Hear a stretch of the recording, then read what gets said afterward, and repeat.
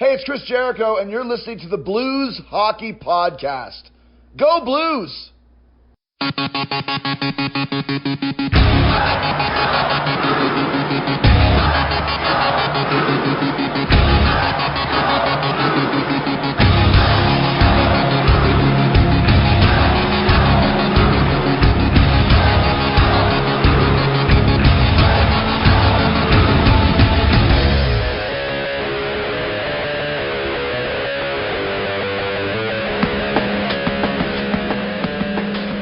Welcome back to the Blues Hockey Podcast. Your host, Jason, and I got a special treat for all Blues fans. So with the, obviously, season on pause right now, it's been kind of hard to put some stuff together. But luckily, I have one of the first and foremost Blues reporters with me today. Jeremy Rutherford of The Athletic is joining me. So thank you for joining me, Jeremy.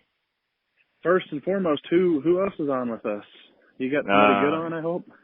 No, just you. So thank you for joining me. I appreciate it. No, anytime, Jace. So, as we know, we left off in the Blues. I think surprisingly have done very well this year, considering losing your top scorer 10 games into the year, and just kind of having a myriad of injuries, and still being number one in the Central and near the top of the West most of the year.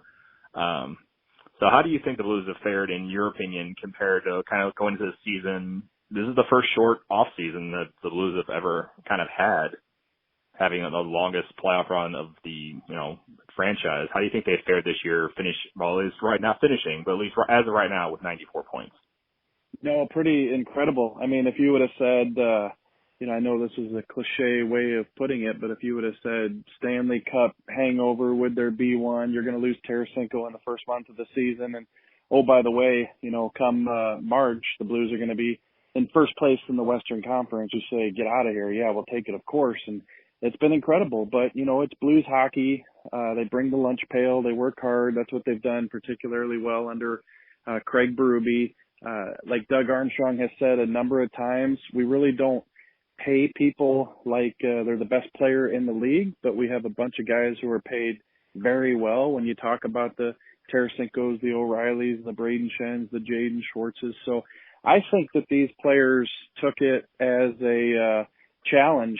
Oh, we can't win without Vladimir Tarasenko? Oh, yeah, well, watch this. And so they played like it all season, and there really wasn't a hangover, maybe a little bit of a lull. Yeah, in January they weren't winning games, but there were a lot of one-goal games in there. So, I know we're on pause now, and nobody knows what this season is going to look like when it resumes. But I think if you just take the first, several months of the season, October, to where we are right now, it's been pretty incredible if you're a Blues fan. Yeah, and like a number of things seem like it was working against the Blues, or there's still a lot of questions going into the year. You brought back pretty much the same team. There was really no additions to the team, just losing Pat Maroon and Michael Del Zotto is only two you really lost on the team, and you pretty much bring back the same team and trying to promote from within. And I think that worked out really well. I think the big question mark for some fans, even though he did very well in the playoffs last year, is Jordan Binnington. And how do you think he has fared being, quote-unquote, the guy for maybe the first time? Obviously, he's been the guy on some other teams like in the minor leagues, but last year he wasn't even the guy for the AHL team. He was the backup, and now he's the guy for the Stanley Cup, defending Stanley Cup champions. I think really well. I think that, he went into the summer needing a contract. He was a restricted free agent and really could have commanded big bucks. When I say big bucks, $6 million per maybe a 5 or 6 year deal. That's how well he played last year. But I think, the Blues wanted to see more. Jordan Binnington wanted the big contract. So, they did the 2 year deal. And I think he was unbelievable early on in the season, like in October, November into December. I think December and January, the team just wasn't playing great defensive hockey. And so I think the grade A shots, the high danger chances against increased. And I don't think, he played as well, probably let in a few squeakers too. But I think what we've seen from Jordan Binnington, I would say the last month and a half has been really good. So I think he looks a lot more now like he did that goaltender last year. So if I'm a Blues fan, has Jordan Binnington just put up Hall of Fame numbers like he was on course for last year? No, but I think you'll take what he's given you for sure. Yeah, he has definitely had a little bump after the All-Star game there, but the team was not exactly playing the best either. But I think, like you said, he's handled being the guy very well. And also kudos to Jake Allen, who has taken the quote-unquote backup role very well and has had a remarkable season for, having almost a 93 save percentage and 2 shutouts and having 10 wins and played really well when they had to have him step in for a couple of games to give Binnington that rest. If you had to put together a list of the top 2 or 3 individual stories of the year, Jake Allen has to be in that mix. Here's a guy who's been counted out for a couple of years now. Trade him, get the cap room. People are still saying that, even though he's playing really well. Jake Allen has to be on that list of guys who, when you look at the beginning of the season and say, who could play better, Jake Allen was for sure one of those names, and I think he has. He's been amazing. And I think it's underestimated how well he's played, how that's helped Jordan Binnington and helped solidify the position. Yes. And before we get into talking about if the season will continue, I want to talk about another 2 players that I pointed out I think have done very well this year. Alex Pietrangelo has probably had one of his best offensive seasons ever. Of course, people are going to point out the contract year, but I think he's taken that role as a captain, and I think we've seen a change in him since Coach Berube's been obviously the coach. It seems like he's been more involved, especially the other night when I watched a replay of the Blues game when they're playing the Stars, and he cross-checks Jamie Benn to the goal and then just is on top of him, relentlessly, compared to maybe always Blues fans always point out when Jamie Benn was sitting on him 2 years ago and no one helped him out. So do you think Alex Pietrangelo kind of took the challenge to be the captain and defending Stanley Cup champion to prove that he deserves that contract this year, or is it just maybe the style the Blues are playing, that's why he is maybe more offensive this year? I think it's probably all of that's involved and a lot more too. I don't know that, he came out and said, I'm going to prove that I'm worth a lot more. I think that he's been a good player for a long time in this league. Did he know that his contract was up and that he wanted top dollar? Sure. But I think he felt that he just had to keep doing what he was doing. Look, we were all questioning him as a captain, myself included. You mentioned the Ben thing when Ben sat on him like a park bench a couple years ago. And, Alex Pietrangelo just stuck to what got him to this level and put the C on his chest. He just said that I'm a good player and I'm going to continue to play like it. So he's been terrific in the offensive end this year, career numbers there. Season's not over yet. He's been great defensively, PK, power play, everything. And, he kept a Stanley Cup team that was facing a lot of questions about could they keep it up, and they're in first place. So I think that Alex has done a marvelous job. And, are the Blues gonna pay him? I think they will. I think that the number is going to be pretty high, and they're going to have to probably come up on what they were thinking about early on. And who knows how this is all going to shake out after you get back to hockey. Obviously, hockey-related revenue is going to take a tumble here. They're going to lose about $1 billion. And so that's going to affect what the salary cap is. And, what do you have left when you go to try to sign Alex Pietrangelo? But he's a great captain. He's great for St. Louis, first player to hoist the Stanley Cup in league history and franchise history. And so I think whatever they need to do to get that contract done, I think would be very wise. Yeah, I think I see it getting done too, and it just does make sense with him not in the lineup. It just doesn't. The team doesn't have the same makeup, and I think it's a wise move for the Blues to sign him for as long as possible. The other person I want to talk about who did actually get a contract at the end of the year was Brayden Schenn. He came in and I think has had a very good year without his your number one right winger, your superstar on the team, basically. Vladimir Tarasenko was out for most of this year. And Brayden Schenn's put up 58 points and is tied for the team lead in goals at 25. I think he's done very well this year. Yeah, really well. And that kind of goes back to what I was saying is the Blues have a number of those type of players, who maybe they don't have the name of the Tarasenko, but they can put up 25 or 30 goals, and they're getting it out of Schenn and Perron. The one thing with the Schenn contract, people look at it, 8 years, and plus he had a year left, so he's going to be here probably than some of us. Yeah, correct. But I think that, Doug Armstrong saw that the championship window is open. He likes his team. He likes a player like Brayden Schenn. And as we all know, the only way to keep everybody together and fit everybody under the cap is to drive down the AAV. And, his AAV on that contract going forward is going to be 6.5. And people might say, well, you didn't get that much of a bargain by giving him that many years. Brayden Schenn, prior to this pause and the way he's playing, if he would have got to free agency, he very easily could have been a $7+ million player, I think. So anyway, maybe not a big bargain, considering that you had to give him so much term. But I like what Brayden Schenn brings this team.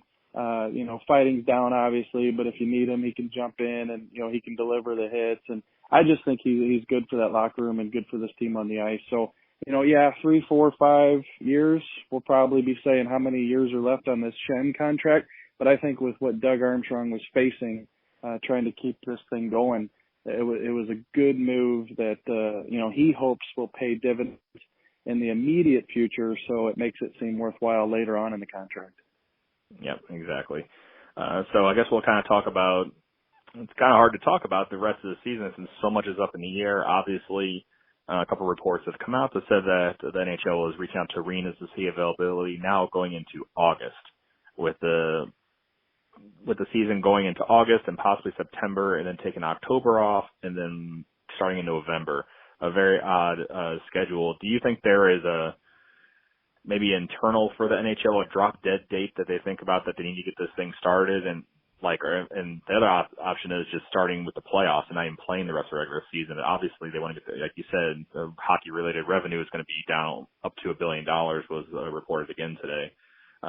So do you think there's a date that kind of fans should kind of look at to think that, okay, we need to get things started real soon? Obviously, the end of April doesn't seem likely. I think I just saw something today that it might not even start till May. I think they want to have people come back in. So is there some time you think that the league will have a drop dead date that they got to call this thing, or are they just going to keep waiting and seeing?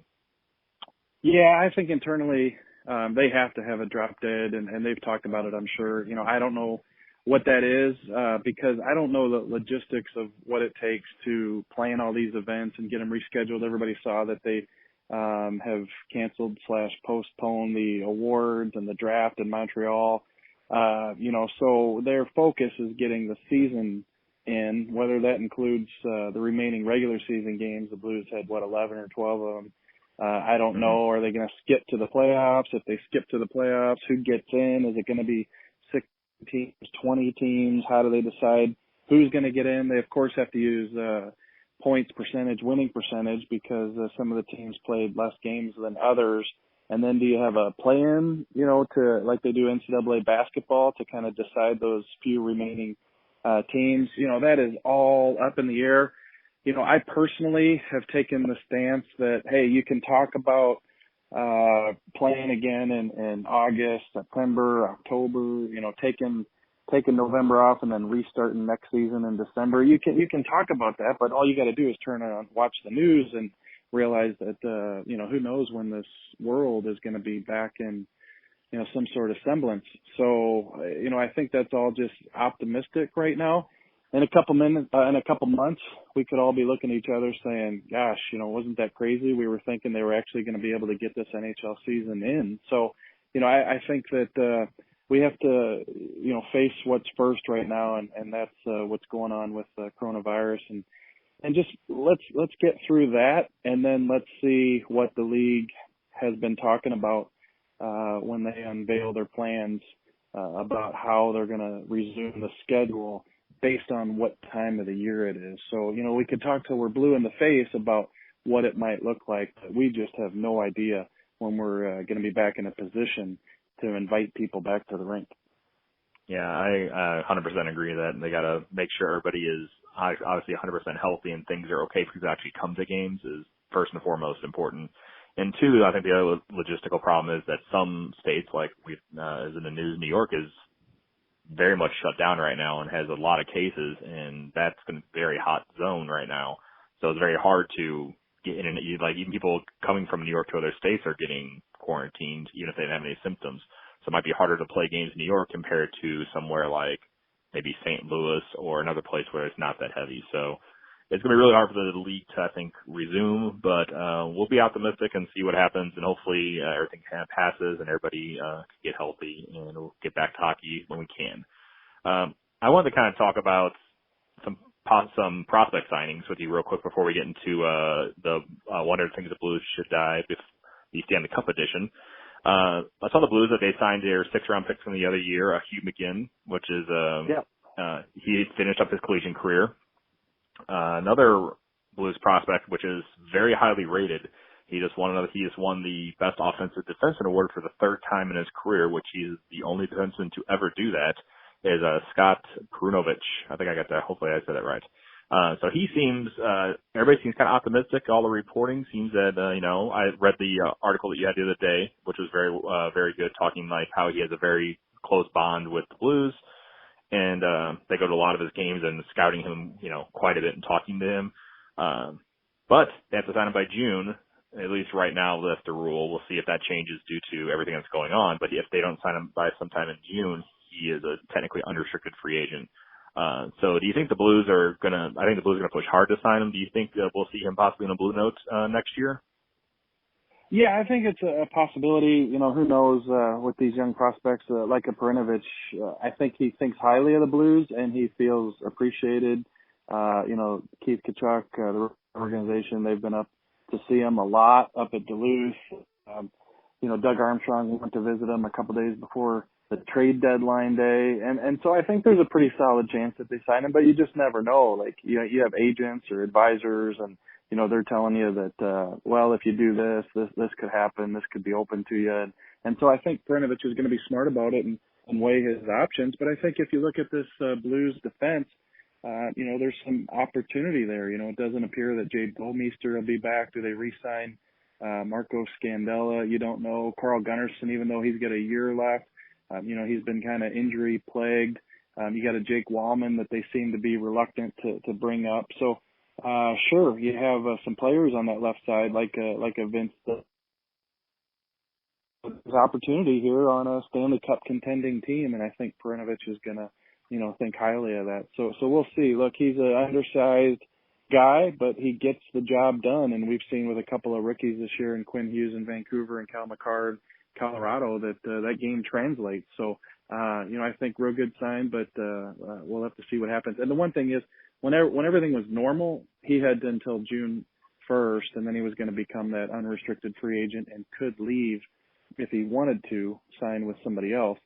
But now we just don't know what the situation is in terms of dates and when they're going to have to sign guys by. So, until we hear something on that, then we think that, the Blues will continue to try to get him signed. Yeah, so I think that's the Blues, which obviously in the last couple of years, they made the trade beginning of the year for Justin Falk, and they lost one of their top first-round picks a couple of years ago.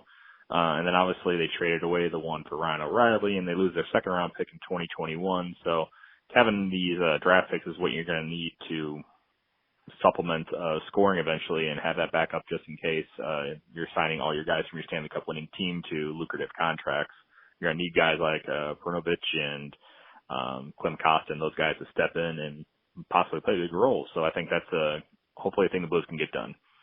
So last thing we'll get into is kind of the updated edition of your book from before. It's 100 things Blues fans should know before they die. So there's already one out, but then obviously crazy things happened last year. And now we have an updated edition, the Stanley Cup edition. So what should Blues fans look forward to in this edition of the book? Well, just to give people a little bit of background is in 2014, I wrote the book that you just mentioned, 100 Things Blues Fans Should Know and Do Before They Die. And this is a company in Chicago, Triumph Publisher, and they've done this with a lot of teams in the NHL. And so what happens is when a team wins the Stanley Cup, they go back to the author and say, hey, could you revise the book? And so when they called after the Blues won the Stanley Cup, I said, for sure. So you have 100 chapters, hence the 100 things, one thing per chapter. And they say, hey, just go into it and write 5 or 6 new chapters and put those in there, all related to the Stanley Cup, of course. And so there's new chapters. If you've got the book, the 2014 version, I pulled 6 chapters out. I put 6 Stanley Cup chapters in. You've got Craig Berube to the rescue. You've got Jordan Binnington, emergence. You have Pat Maroon, the St. Louis hometown hero.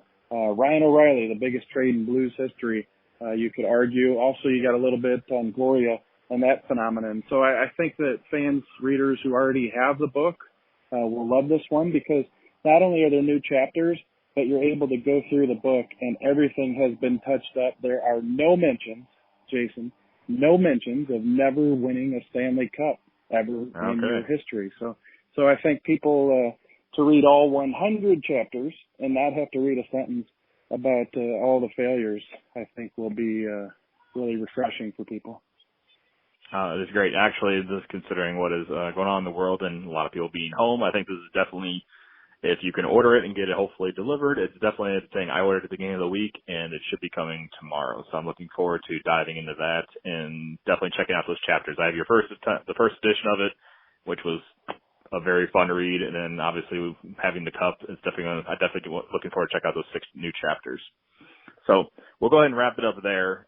Thank you very much for your time. But before we go, obviously writing for The Athletic, and there's going to be hockey's obviously paused right now. I saw that you've opened up, you got to pick one article they unlocked it for free for anybody. So if you don't have a subscription to The Athletic, you can go read this article that JR unlocked. So can you tell fans about that article that you unlocked for fans to read? Yeah, I haven't written many good ones, so it was easy when they said, hey, just pick one and we'll open it up, and anybody, non-subscribers, could read it. And, there are a lot of features that you put together over the years, and you hope that, people get something out of them.